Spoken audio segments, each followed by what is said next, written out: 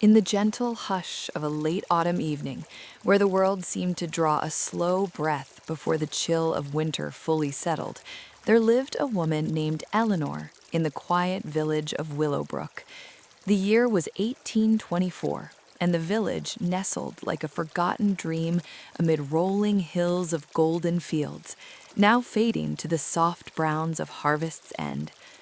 The air carried the faint scent of wood smoke from distant chimneys, mingling with the earthy aroma of damp leaves underfoot.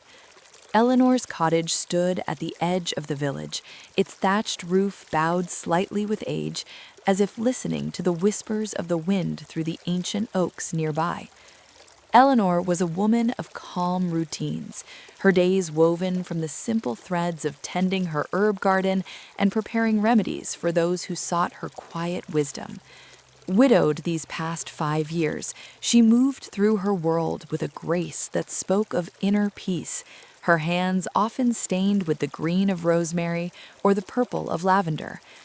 As the sun dipped low, painting the sky in hues of rose and amber, she would light a single candle in her small parlor, its flame flickering like a companion in the gathering dusk. It was in such an evening, as the first stars began to prick the velvet sky, that Eleanor climbed the narrow stairs to her attic, drawn by a faint memory of seasons long past. The attic was a place of soft shadows and forgotten treasures, where dust motes danced in the slanting light from a small window. Wooden beams creaked gently under her steps, as if welcoming her back after too long an absence. She had come to fetch an old quilt, one pieced together from scraps of her mother's dresses, to ward off the coming cold. But as she lifted the lid of an oak chest, her fingers brushed against something unexpected: a sealed envelope, yellowed with time, tucked beneath layers of linens. The wax seal bore the imprint of her late husband's Thomas's signet ring, unbroken after all these years. A quiet curiosity stirred within her, like the rustle of leaves in a mild breeze. What words had he left unspoken, hidden away in this quiet corner? She descended the stairs with care, the letter cradled in her hands, and settled into her armchair by the hearth. The fire crackled softly, its warmth spreading through the room like a gentle embrace. Outside, the wind sighed through the branches, carrying the distant call of an owl. Eleanor traced the seal with her fingertip, feeling the faint ridges of the wax, and wondered at the promise it might hold. Thomas had been a man of few words, his love expressed in the quiet acts of chopping wood for the winter or planting roses by the garden gate. Yet here was a piece of him, preserved in ink and paper, waiting patiently for this moment. As the candle's light played across the envelope, Eleanor broke the seal with a soft snap, unfolding the pages within. The handwriting was familiar, steady and unhurried, as if Thomas had written it on a similar evening, perhaps by the same hearth. "My dearest Eleanor," it began, "if these words find you, know that they come from a heart full of the quiet joys we shared." She paused, letting the words settle like dew on morning grass, and gazed out the window where the moon now rose, casting a silver glow over the sleeping village. The letter spoke first of their early days, when they had met at the village fair under a sky heavy with summer rain. Thomas recalled the way the droplets had caught in her hair, turning it to strands of liquid silver, and how they had sought shelter beneath an old willow tree. "That tree still stands," he wrote, "its branches reaching like arms to the heavens, much as I reached for your hand that day." Eleanor smiled faintly, her mind drifting back to the warmth of his grasp, the laughter that had bubbled between them as the storm passed. The memory wrapped around her like the quilt she had retrieved, soft and familiar. In the village below, life moved at its own unhurried pace. The blacksmith's hammer had long since fallen silent, and the baker's ovens cooled for the night. Eleanor rose to add a log to the fire, the wood hissing as it caught flame, and returned to the letter. Thomas wrote of the garden they had planted together, how each seed sown was a promise of growth, even in the harshest winters. "There is a secret in that soil," he continued, "one I meant to share on a day when the roses bloomed fullest." Her heart stirred with that gentle hook of wonder. What secret could lie in the earth they had tilled side by side? As the night deepened, Eleanor set the letter aside for a moment, stepping to the window to draw the curtains. The stars twinkled above, a vast tapestry of light against the dark, and she thought of the letters they had exchanged during Thomas's rare travels to the nearby town of Eldridge, where he traded herbs for supplies. Those missives had been her companions on lonely evenings, filled with descriptions of cobblestone streets and market stalls brimming with spices from distant lands. Now, this final letter felt like an echo of those times, a bridge across the years. Resuming her seat, she read on, the words flowing like a slow river. Thomas described a walk they had taken along the brook that bordered their land, where the water murmured over smooth stones and dragonflies skimmed the surface in iridescent flashes. "Do you remember the bridge we crossed?" he asked, "the one with the ivy climbing its rails. Beneath it, I hid a small token of my affection, wrapped in oilcloth against the damp." Eleanor's breath caught softly, not in surprise, but in a warm unfolding of memory. She had forgotten that bridge, its wooden planks worn by countless footsteps, but now it returned to her vividly, the sound of the water a soothing lullaby. The clock on the mantel ticked steadily, marking the passage of time without haste. Outside, a light fog began to roll in from the fields, softening the outlines of the cottages and trees. Eleanor leaned back, the letter resting on her lap, and let her thoughts wander to the subthreads of their life together. There was young Amelia from the village, whom Eleanor had taken under her wing, teaching her the art of blending teas for calm nerves. Amelia's visits brought a quiet joy, her youthful questions a reminder of Eleanor's own girlhood. And then there was old Mr. Hargrove, the miller, whose stories of bygone harvests filled the air like the scent of fresh bread. Returning to the page, Thomas's words turned to the changing seasons, how autumn's leaves fell like gentle rain, blanketing the ground in crimson and gold. "In such times," he wrote, "I find peace in knowing our home stands firm, its walls echoing with the laughter we once shared." A subtle emotional shift washed over Eleanor, a tender ache mingled with contentment, like the last light of day fading into twilight. She folded the letter carefully, deciding to savor its revelations over the coming days, and blew out the candle. The room filled with moonlight, cool and serene, as she made her way to bed, the promise of the hidden token lingering like a dream half remembered. The next morning dawned with a soft mist clinging to the hills, the sun rising pale and gentle through the haze. Eleanor rose early, as was her habit, drawing water from the well where dew glistened on the stone rim. The air was crisp, carrying the scent of pine from the nearby woods, and birdsong filled the spaces between her thoughts. She prepared a simple breakfast of porridge warmed over the fire, stirring it slowly with a wooden spoon, the rhythmic motion a meditation in itself. As she ate by the window, watching the village stir to life, a farmer leading his horse to the fields, children skipping along the lane, her mind returned to the letter.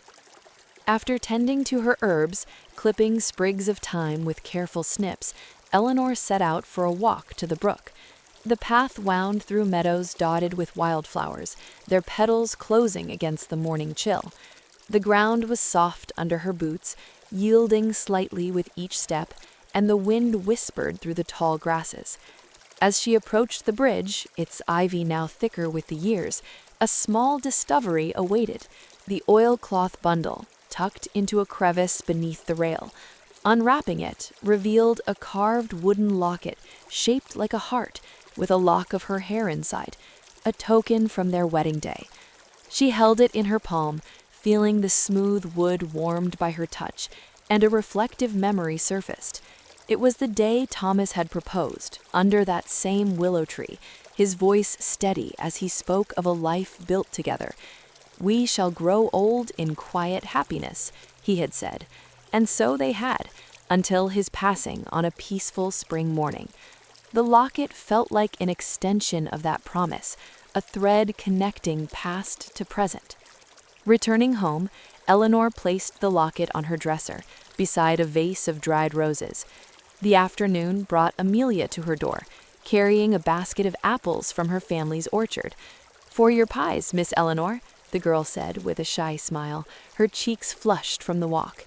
They sat together in the garden, the sun filtering through the leaves in dappled patterns, and Eleanor shared a tale of her youth, of picking berries in the summer heat, the juice staining her fingers like ink.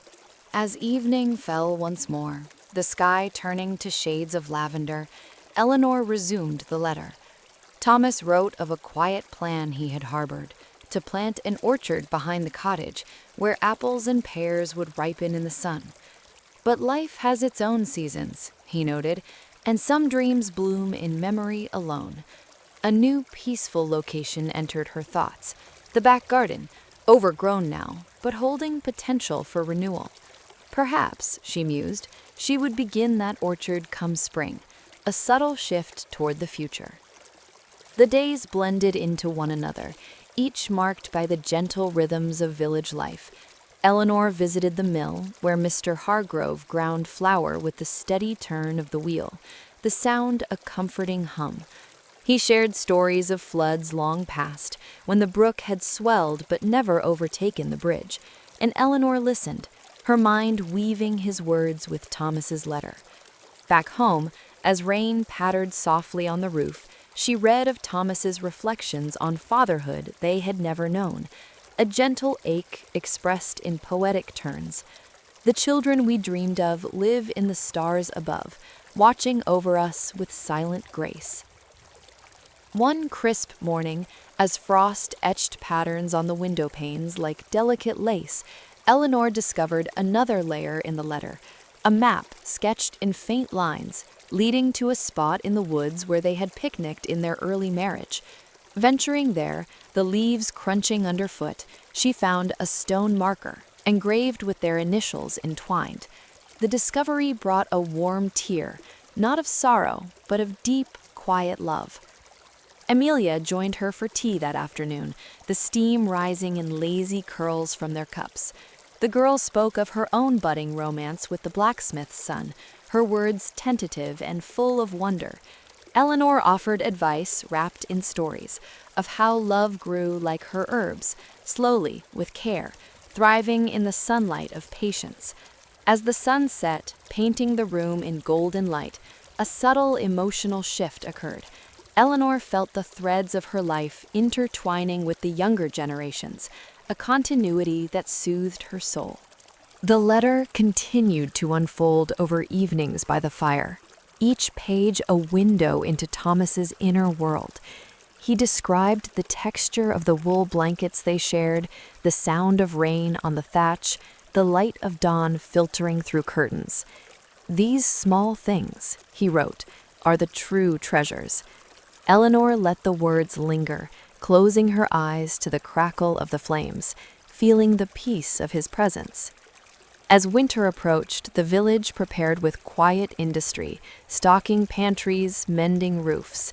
Eleanor helped Amelia preserve fruits, their hands sticky with jam, laughter soft in the kitchen air. In the letter's next revelation, Thomas spoke of a promise he made to her on their anniversary, to always find ways to express his love, even beyond words. The map had been part of that, leading not to riches, but to moments etched in stone and memory.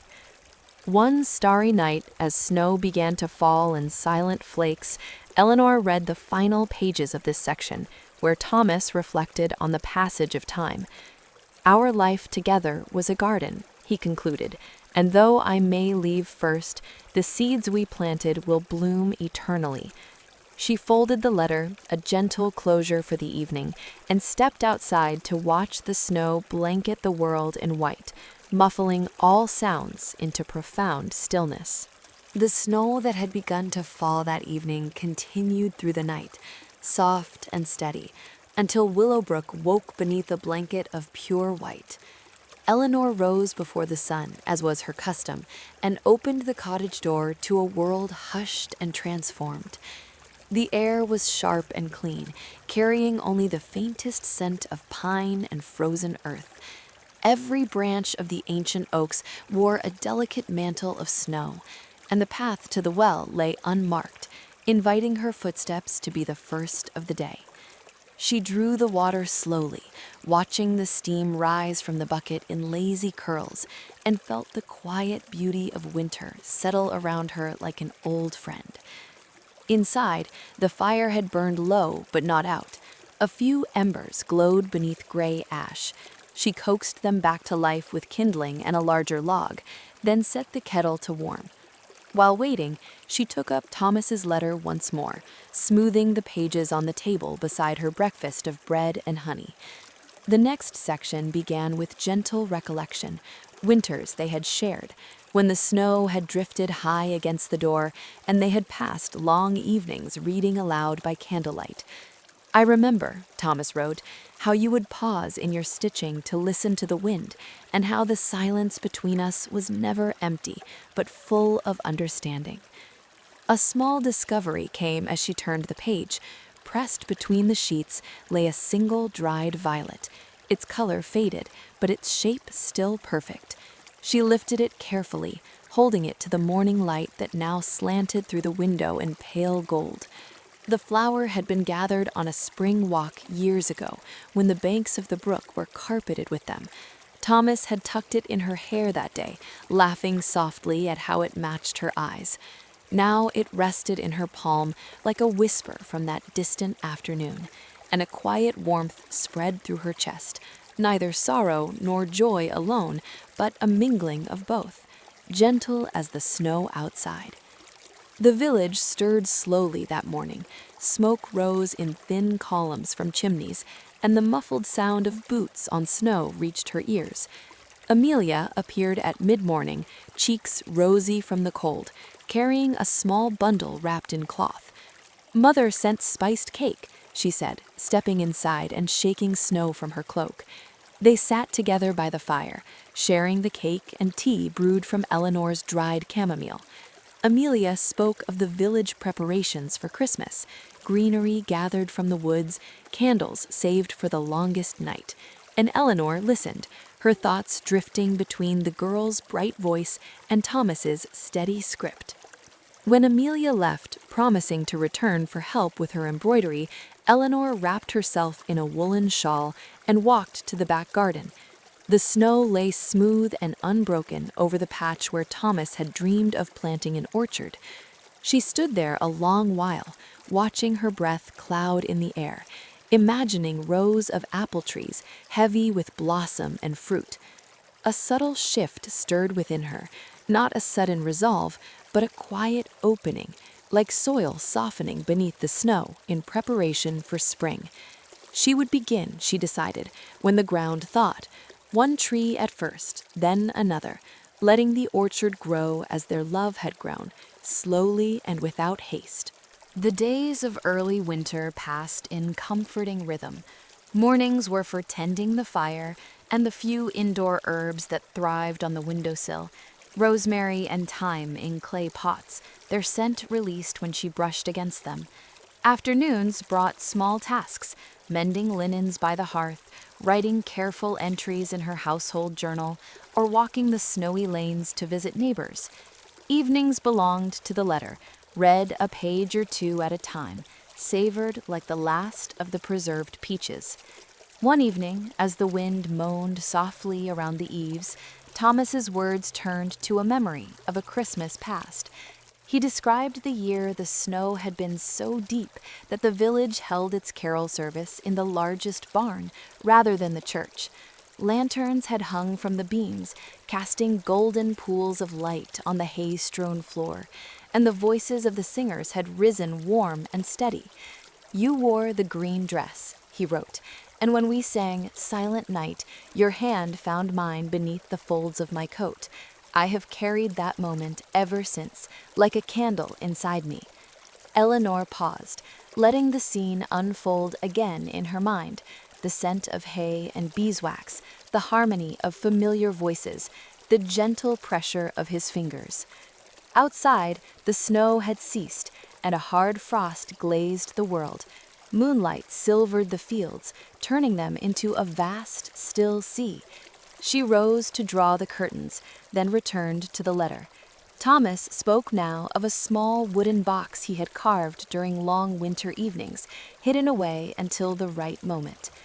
It lies beneath the loose floorboard by the hearth, he revealed, wrapped in blue cloth. A soft curiosity guided her steps.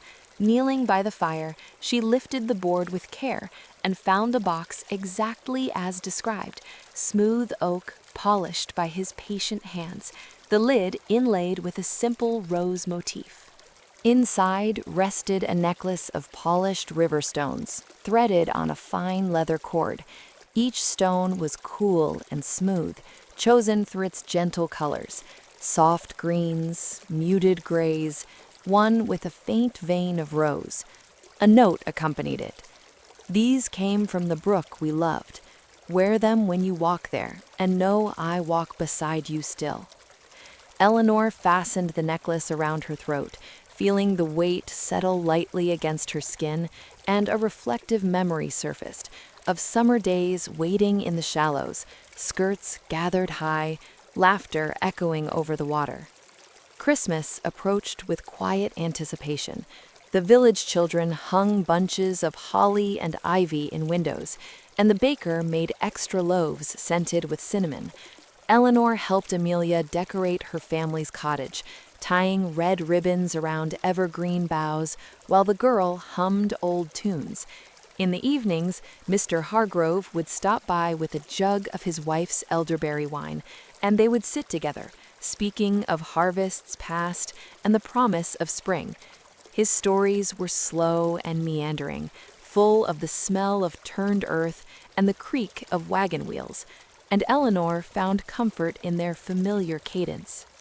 One particularly still night, when the stars burned bright above the frost, Eleanor read further in the letter. Thomas wrote of his own quiet fears as illness had crept upon him, the fear not of leaving life, but of leaving her alone. Yet I have seen your strength, he continued, like the oak that bends but does not break in winter gales. Trust that strength, my love, and let it carry you gently forward. A subtle emotional shift moved through her, a loosening of something she had not known was tightly held. She did not weep. Instead, a deep peace settled, as though the room itself exhaled with her. The necklace became her companion on daily walks. She followed the brook upstream, where ice now edged the banks, and the water moved dark and slow beneath. Bare willows trailed their branches like pale fingers, and the only sounds were the crunch of snow underfoot and the occasional call of a raven overhead. At the old stone bridge, she would pause, resting her gloved hand on the ivy-covered rail, feeling the cool stones against her throat and the presence of shared memory. January brought deeper cold. The village pond froze thick enough for skating, and children's laughter rang across the ice on clear afternoons.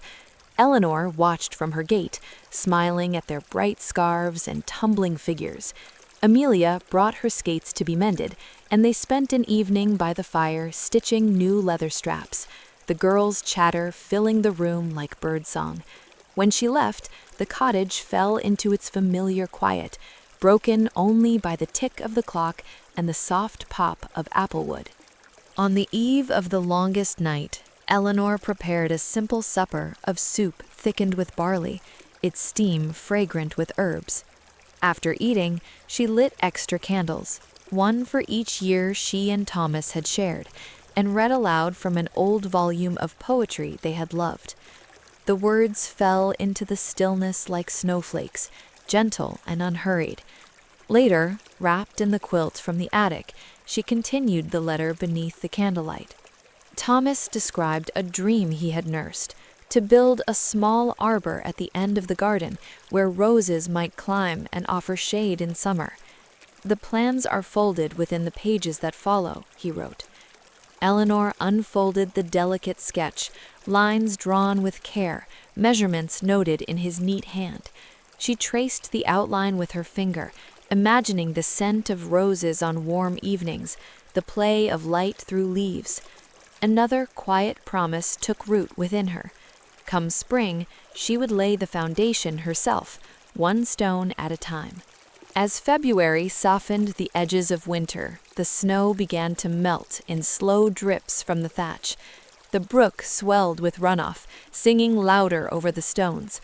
Eleanor walked there daily, watching for the first signs of green. One afternoon, as pale sunlight filtered through thinning clouds, she noticed tiny snowdrops pushing through the earth beneath the willow tree, the same tree that had sheltered them on the day they met. She knelt to touch their delicate bells, feeling the cool, damp soil, and a gentle warmth spread through her. Life, persistent and quiet, returning as it always did. Amelia's visits grew more frequent, bringing news of her courtship and seeking counsel wrapped in shared silence as much as words. They planted early seeds in pots on the windowsill, sweet peas and lavender, watching them stretch toward the light. Mr. Hargrove spoke of ordering young apple saplings from a nursery in Eldridge, and Eleanor quietly arranged for several to be delivered come planting time. Evenings by the fire continued to reveal the letter's layers. Thomas wrote of small, unnoticed kindnesses he had cherished, the way she left a sprig of mint in his pocket before market days, the soft hum of her voice while kneading bread, the patience with which she listened to his silences. Each recollection was a pebble dropped into still water, sending out widening circles of memory and gratitude. One night, as a late frost silvered the world once more, Eleanor reached the final pages of this portion of the letter. Thomas reflected on the turning of years, how seasons followed one another without fail, carrying both endings and beginnings. Our love, he wrote, is like the brook, ever moving, yet ever the same. It flows on, clear and steady, long after the hand that shaped its banks has stilled.